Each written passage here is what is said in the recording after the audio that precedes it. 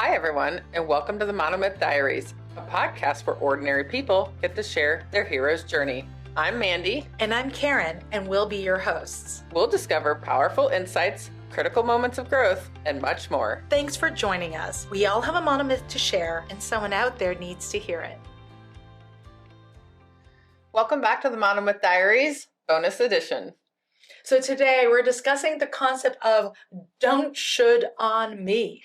When Karen and I were in the brainstorming phase of this podcast, I was sharing with her that I personally learn best from listening to the experiences of others, listening to their stories, rather than being told what I should and shouldn't do. Mm-hmm. And one time I was sitting with my dear friend Diane, and I was telling her about some regrets that I have, because I used to be filled with a lot of guilt and shame and regret. And I was saying things like, I should have known better, or I should have done things differently. And she said in her very Diane way, you know, Mandi, you sure do shit on yourself a lot.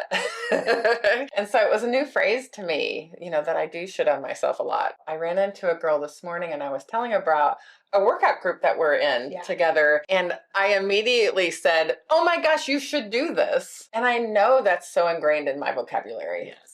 I completely relate. And it's definitely like a rewiring of my brain to not tell you should or shouldn't do this. I grew up in a very strict household.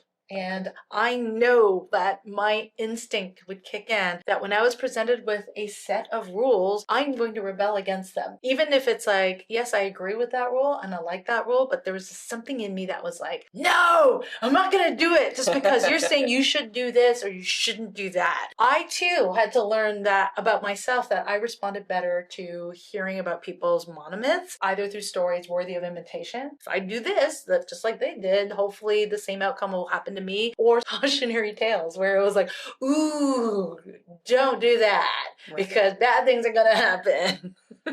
And because we're talking about personal growth, for us, personal growth comes from hearing about the experiences of others. This became an important part when we designed our guiding principles. I remembered when we talked about designing our podcast, we wanted this to be a safe space for people to be authentic. Hence, we wanted to ensure that Monomyth Diaries is not a platform for people to dispense advice, because I know when I hear it, it's like this wall goes up, and that's not what we want our listeners to have. As you said, we wanted this to be a safe space for us to hear each other's experiences. So if you can relate, please reach out to us. We'd love to hear all about your experiences.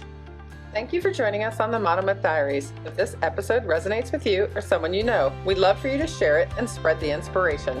Don't forget to follow us wherever you get your podcasts or on YouTube to stay connected.